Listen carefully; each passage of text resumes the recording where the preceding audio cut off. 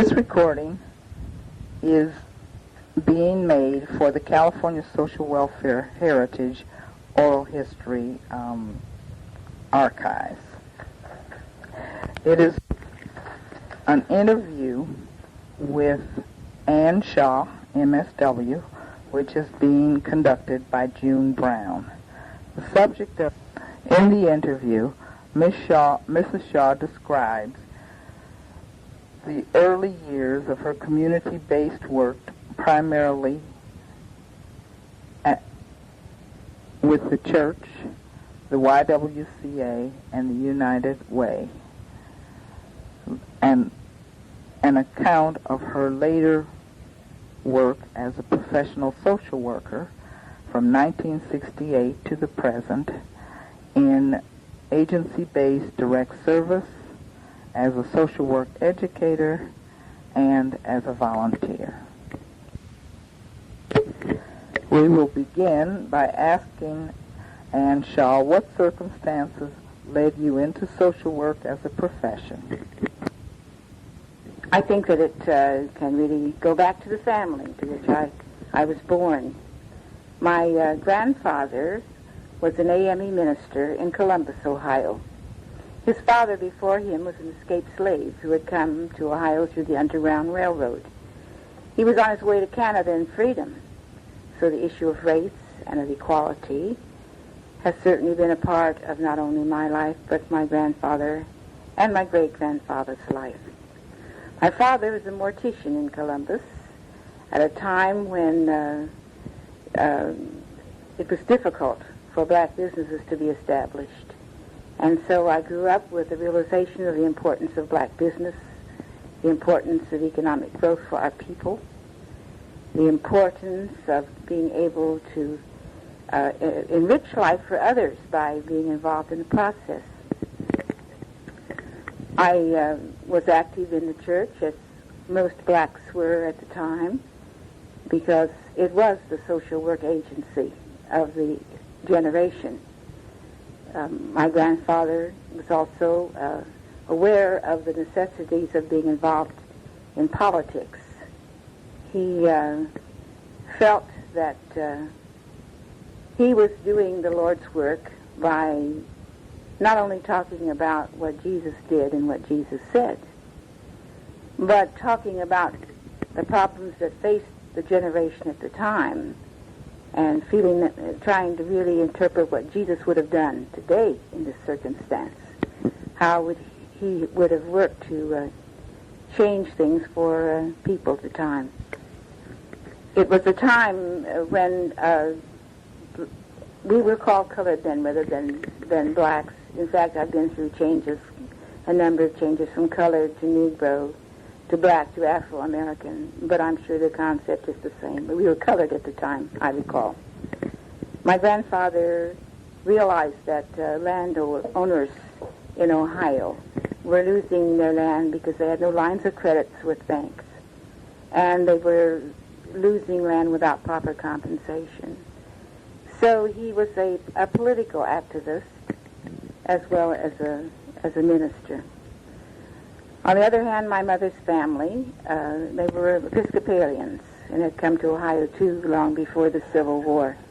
In fact, I had two grandfathers who fought in black regiments. I have the papers of one.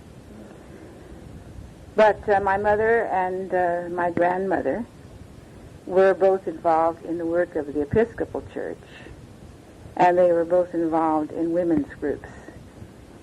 When I was a child, they were, along with another group of women, influential in starting a dance class at the YWCA, and it was called the Blue Triangle. It was the Negro branch of the YWCA.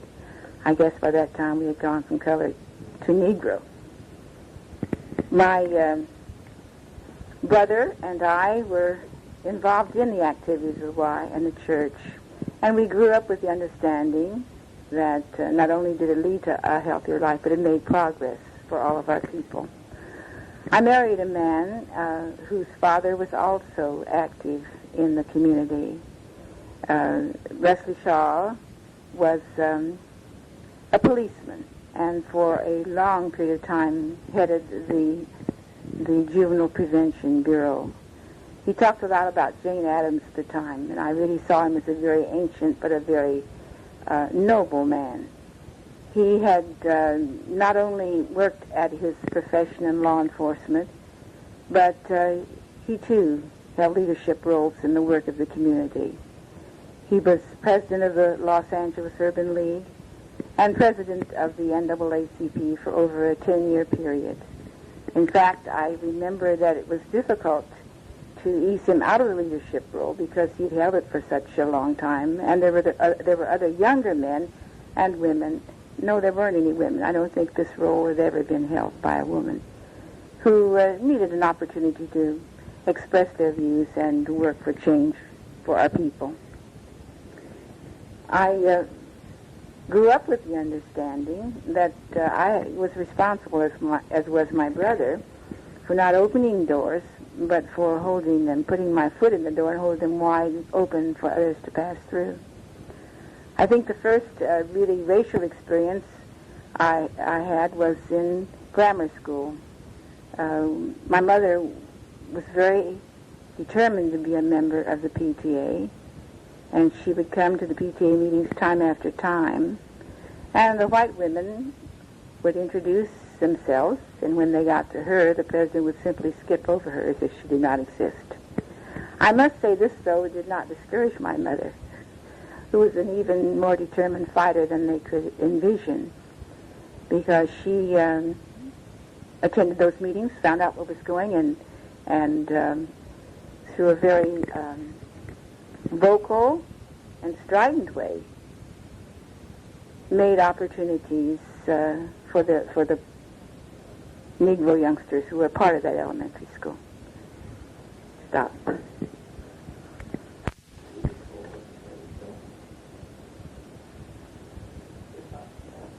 From that background, I worked as a volunteer in the YWCA.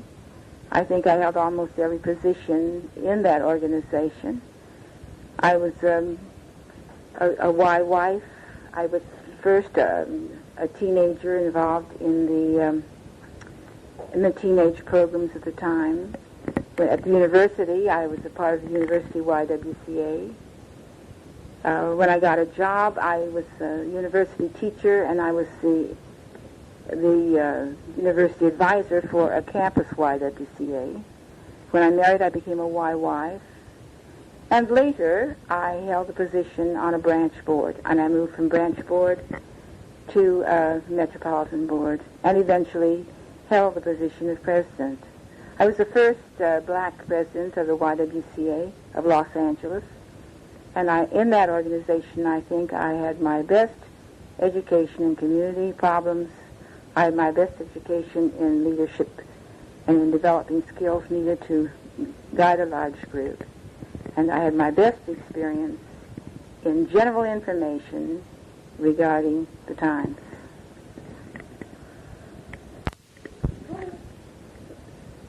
The position with the YWCA was extremely interesting because it was a time when government programs were being sponsored or asked to be sponsored by private organizations.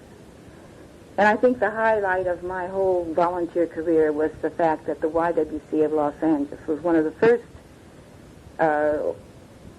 institutions to accept government money and to start a Job Corps program for girls. It was extremely difficult to get this concept through the board because there was a great deal of fear that by accepting any government money, regardless of the value and the worth, that we would be losing our independence and would be under government control. At the time we had a board of 50, and to get 50 women to agree on anything is difficult, but to get them to agree to accept government money for a program that would change the lives of young women from 16 to 21 was even more extraordinary. I do think at the time my race helped me because there were a number of women who were most reluctant to accept the government money were those very same women who were very reluctant and very hesitant about going against me because they felt that they could be accused of racism. As a result, the programs went through, and I might say that's about the only time that racism ever worked to my advantage. The program is now 25 years old. We've had numbers of women go through that. It's rated one of the best in the country, and I left the presidency as a volunteer, and 2 years later accepted a staff position with the Job Corps Center and worked there until my entrance into USC School of Social Work. In fact, it was responsible really for my asking to and wanting to go back to, already had a master's degree, a Master of Arts degree. I felt that I, was reasonably intelligent, that my decisions were wise ones or I wouldn't have made them, but there were often times when I was voted down because people seem to think that social work professionals had greater intelligence, greater skills than just a person who had an aging Master of Arts degree. I wanted to find out what information they had. I wanted to have that status in order to hold weight in influencing and in making my opinions more valid.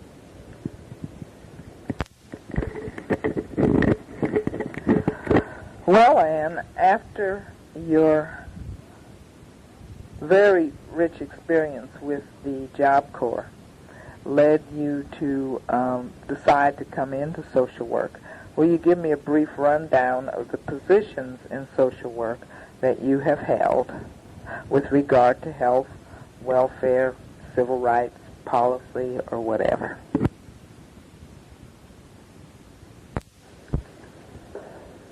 I served on the national board of the YWCA for 3 years and as a member of the World Service Council. In the meantime, my husband had accepted a political appointment. John Kennedy appointed him as the first black postmaster of a major city in the nation.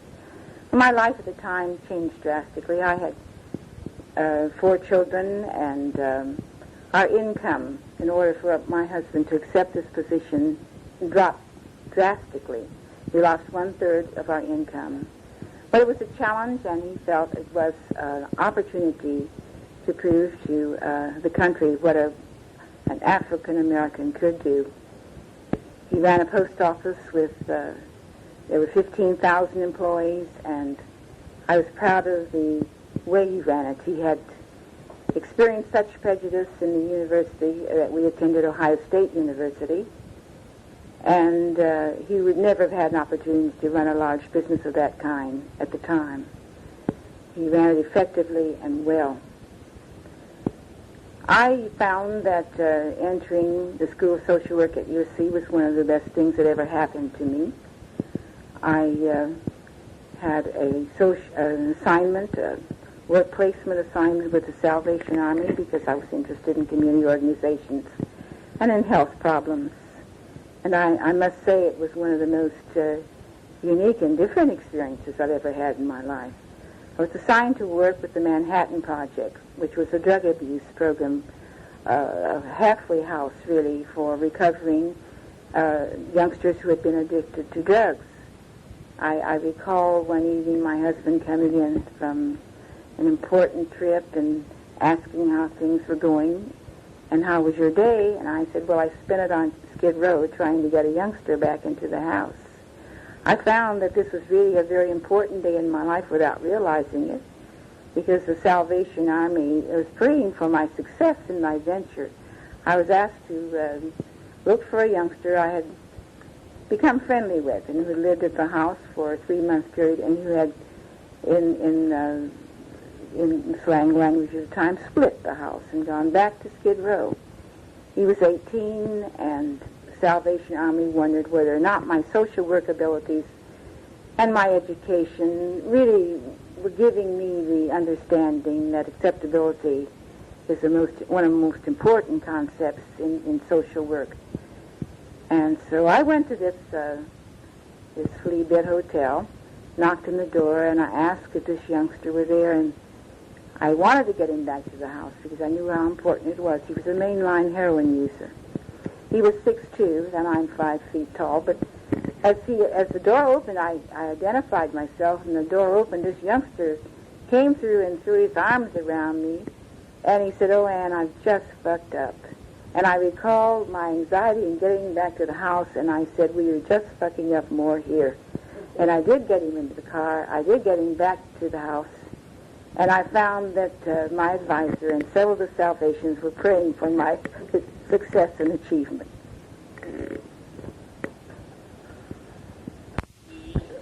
I was working at UCLA in 1968 designing programs, and especially designing programs for women. The department was called Daytime Programs and Special Projects, an extension at UCLA. Daytime programs really meant women because very few men had time to take such classes. So I found myself working again being involved with the feminist movement and realizing the problems that women faced at the time. I felt that one of the great problems was in health care, because I lived in South Central Los Angeles and realized that the facilities for health care were so inadequate. A pregnant woman would have to go all the way to County General Hospital to deliver her baby. Transportation was almost impossible for a number of people, and it seemed to me that the problems I had been working to solve were not really the place to start, because without good health, all life seemed doomed from the very beginning. I was asked to serve on the board of the newly built, newly formed Drew Medical School. At that time it was called the Postgraduate Medical School. It's now Drew University, and a part of the Martin Luther King complex. I was happy with this job because I had worked as a volunteer for 8 years with the South Central Welfare Planning Council. My husband was the vice president of Watt Savings and Loan. So many of our social activities and many of our community meetings were held in that community. I knew the agencies that were working there to try to make a difference, and I felt that my contacts would help Drew University become more accepted by the community. One of the most difficult tasks that I ever faced was in realizing that we did not have money coming from our own community, the kind of big money that could support the growth of this institution, and eventually led to Drew University becoming a part of UCLA. I think at the time I had anger for the first time coming at me from community residents who felt that I was selling my people out. They wanted a black university, and they wanted Drew to be a black university on the models of Howard University and Meharry University and Morehouse University. But because of the politics and the times, we had no black money.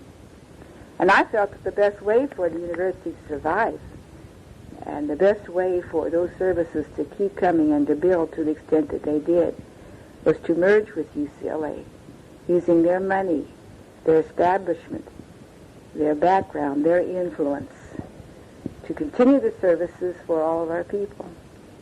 So I did. I was called Uncle Tom, booed at several meetings, but I continued to serve. And it's amazing how life works out, because Dean Melikoff, who was the dean of the medical school at UCLA, as well as Dean Mathias, who is the dean of the medical school at USC, served on that board with me at every meeting. And when my 6 years was up, my term of office was over, Dr. Melikoff invited me to be the first black woman, and I'm still the only black woman on the UCLA Medical Board, which in a sense enlarged the influence I had in the medical field in making sure that minorities and that all my youngsters had at least someone sitting on that board who was concerned about their welfare. and who worked to make sure that the benefits others received, they also received.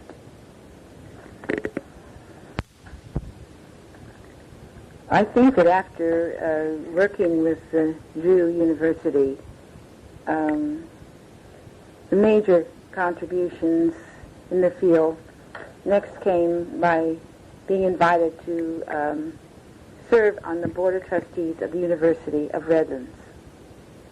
This was my school, the university that I had graduated from initially, and I felt it was an honor to be invited to serve on that board. For years it had been a board that was controlled simply by old and white men, and this was an opportunity for women to achieve. I found that it was a unique experience for my whole family. I remember that the first year there was to be a retreat for a trustee retreat. And I approached my husband and asked him if he would go with me for this weekend at the University of Redlands.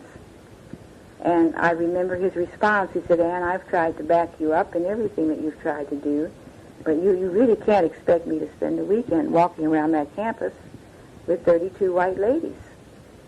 I reminded him that I had gone to a number of things without a great deal of desire in order to be a spouse for him. He thought it over, and he did go with me. I remember that retreat because one morning the president's wife approached him, and she said, "We missed you so much this morning, Mr. Shaw." And he said, "Well, I was like the other spouses. I took the morning off to have my hair done." He did find it unusual spending hours visiting the dormitories and having tea with the ladies. So I will always be indebted to him for that kind of different support. This exposure also led to a political appointment for me.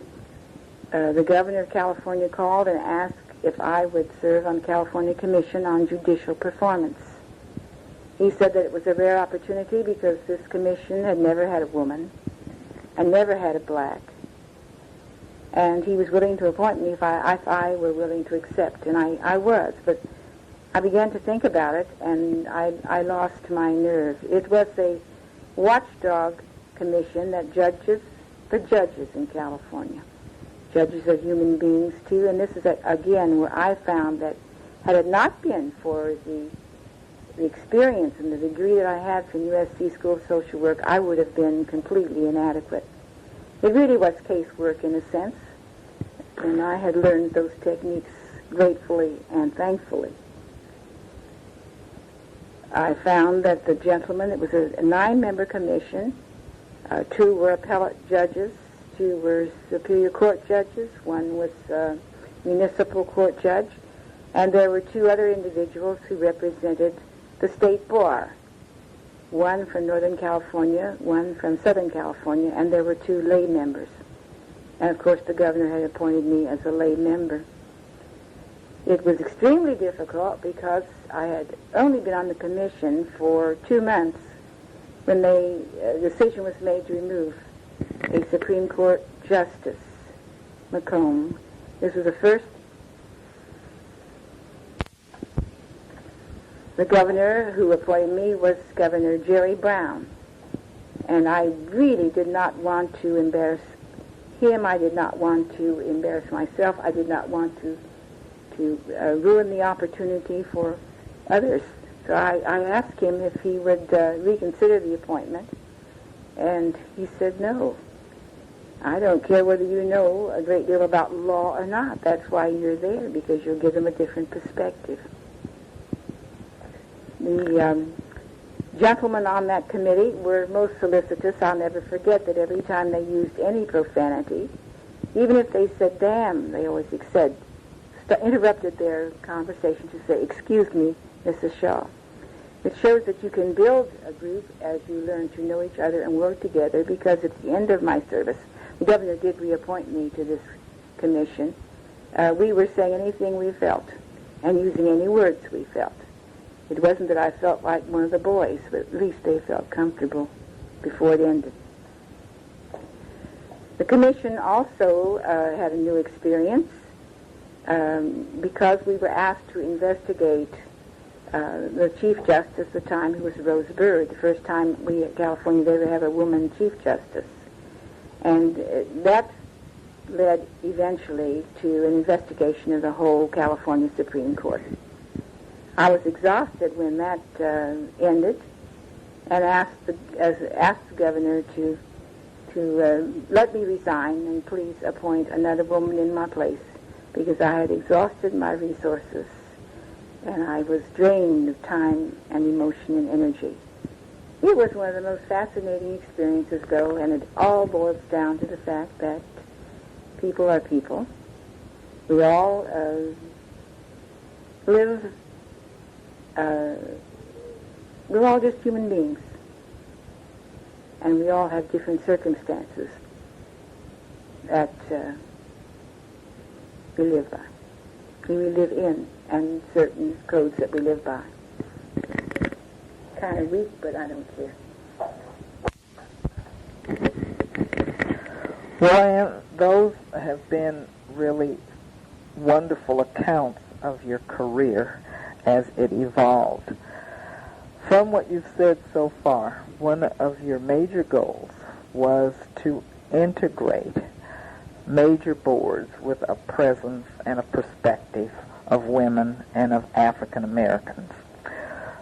Would you comment on what, from this integration that you were able to achieve so successfully, you consider most successful, and will you comment on the obstacles? I found that the goal of finding women and Afro-American to serve on boards was extremely important, because on these boards policies are set, goals are made, decisions are made.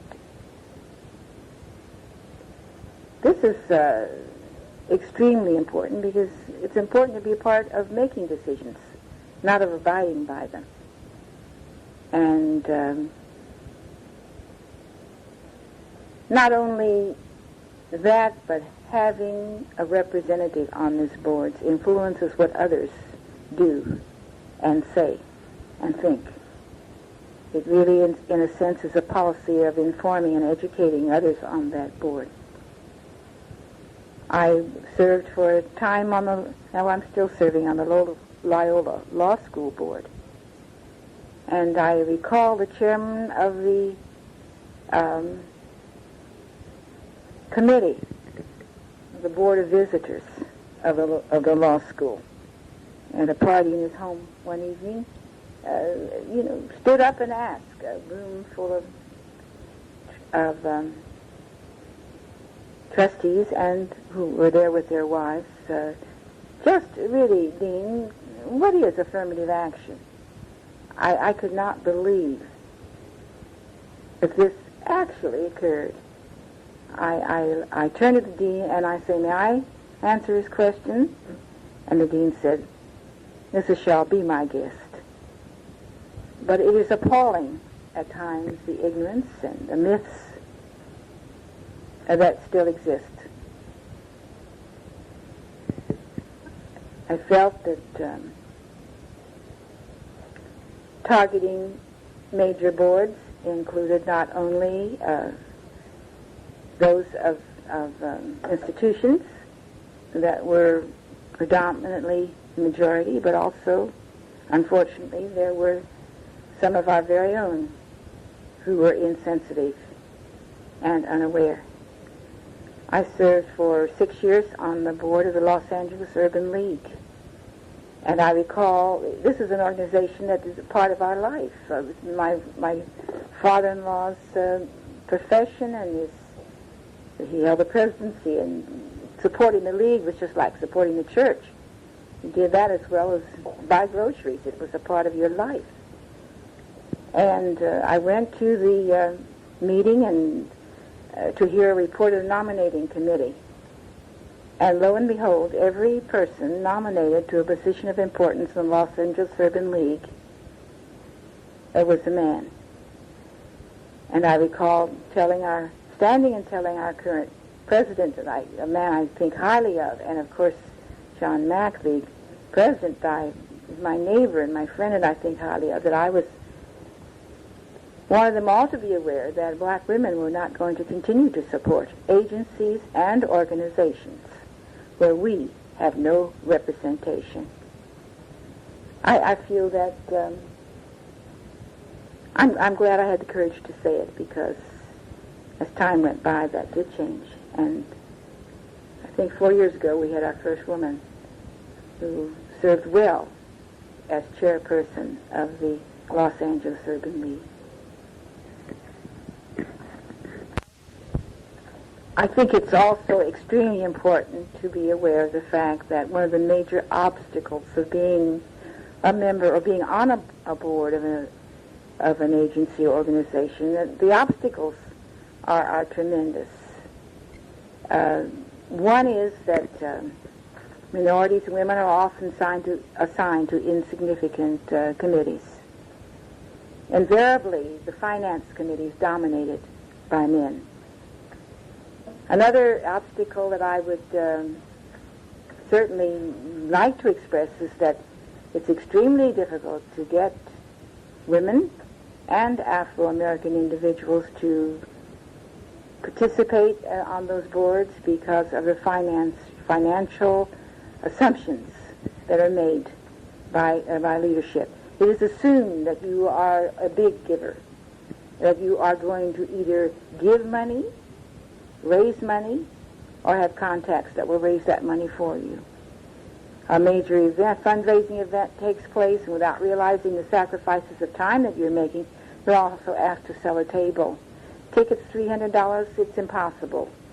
And lots of individuals who are willing to initially try give up the effort after 1 year because the financial requests and the financial commitments that you are assumed to have made are simply impossible to satisfy.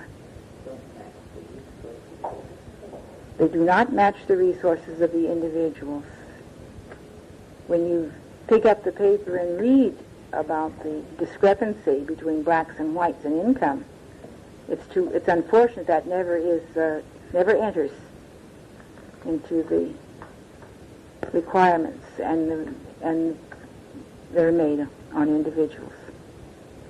I think it's been 7 years that I've served as a member of the Board of Counselors of the School of Social Work at USC. And I have enjoyed it. It's a good board. But we do not have the power makeup that other graduate schools of this university have. I think in terms of the School of Medicine, and if you contrast that with the School of Social Work, it's just really unfair. Social work is not a profession that makes millionaires. And yet, the work that is being done in social work, far more important than it's ever realized or recognized. And I feel that's a problem that we're going to have to work on, especially at these critical times when the health of the community, so much of it depends on social work. And so few individuals realize its importance and value. And it's bringing stability to the total community. Perhaps the rebellion, some refer to it as the riots that took place in the spring of '92, will bring an awareness that has not existed before on the part of the university. USC is in the midst of the city, and I found out in numbers of organizations is extremely disliked by minority groups who live in the area or in the city. I can understand it because students who are in schools in this area, few of them will ever have the opportunity of attending this university. The cost alone is prohibitive. Neighborhoods have been torn down for new buildings from USC to go up. I remember one woman who headed a neighborhood association in South Central, who stood at a meeting and said that USC paid Hispanic youngsters to come into the neighborhood and put graffiti all over the neighborhood so that it would decrease their property values and make the neighborhood more available to be purchased by USC. The School of Social Work is like a bastion standing between the anger that we know is in the community and the strength of the university. The School of Social Work is one of the few graduate schools that is trying to give the university a different image. And I wish more of the people who are on the board at this institution knew it.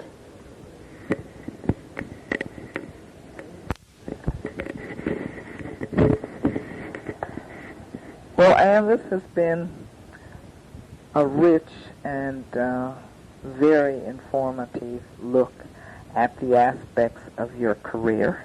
You have told us so far what your primary activities have been, what you have seen as achievements, and where you have seen the obstacles.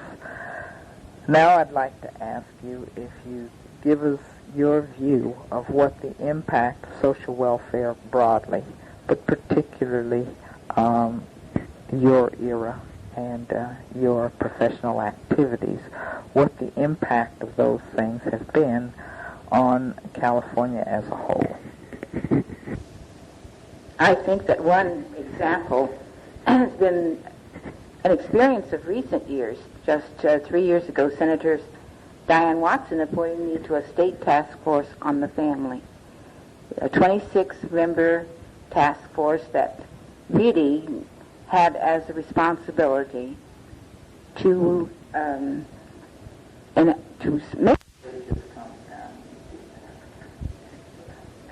submit those recommendations to our state legislature regarding laws that we would like to see come into existence and be effective.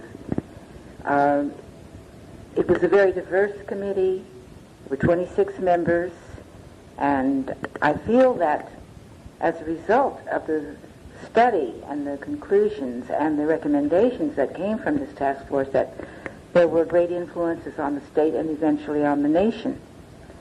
One example is the recently passed California Family Leave Act, which not only affects California, but eventually will probably be adopted by other states and have an impact on the whole nation.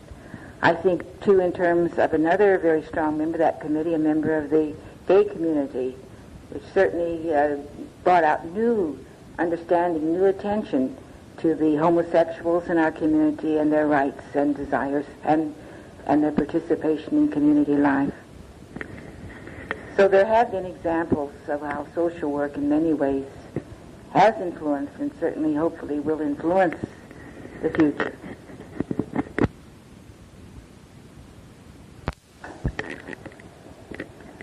Thank you, Anne, for the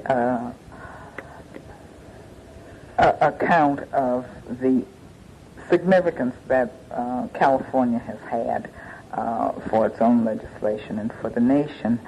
The final thing that I think we would like to address is to, first of all, thank you on behalf of the California Archives for Social Welfare for your special contribution to their oral history collection. But we are conducting this interview for a second purpose.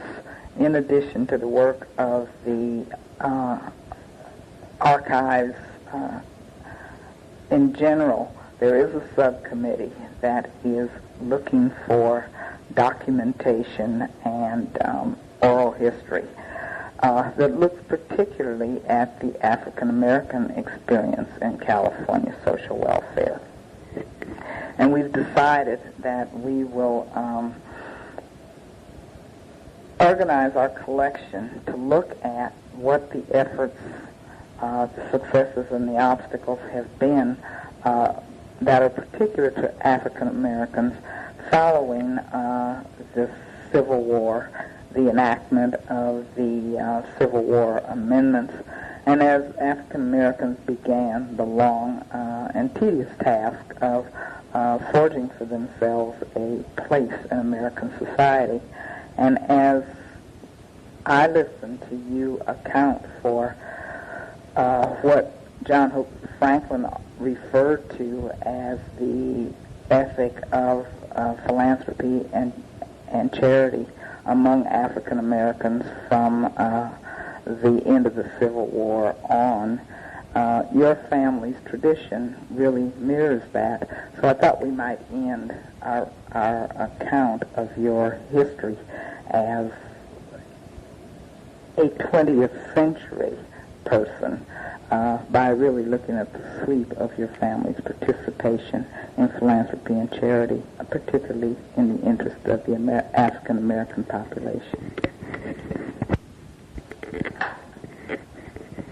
I think in terms of my great-grandfather, the escaped slave, who worked in a small Ohio community to establish his presence and his family's acceptance in Ohio.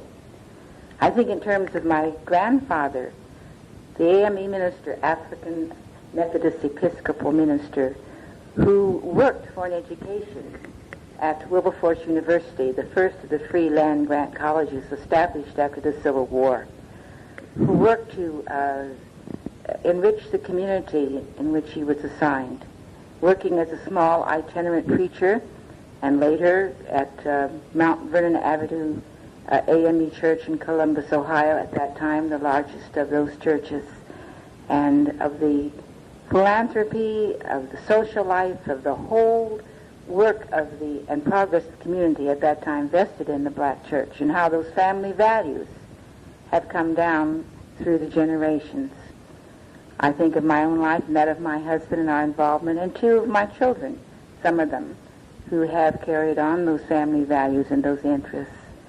My eldest daughter, Valerie, just last week spoke at a House of Representatives education committee regarding the economic development of Crenshaw District as a result of an aftermath of the rebellion of last year.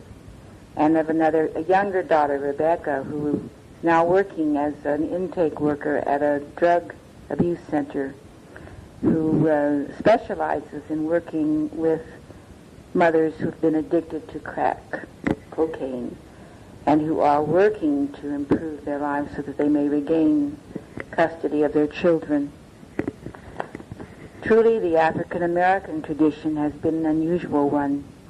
Because the discrimination suffered, we have had to work together. We had to work together in some sense as a family, helping others and taking responsibility for the children of relatives. When I think in terms of the care that has been given, one for the other, it makes me feel that truly we are, in a sense, all human beings truly related. We, after all, do belong to one of the most important families on earth, the human family. I've appreciated the opportunity to share my experiences with you. I'm extremely proud of the work that School of Social Work at USC is doing. And most important, I'm proud of being who I am.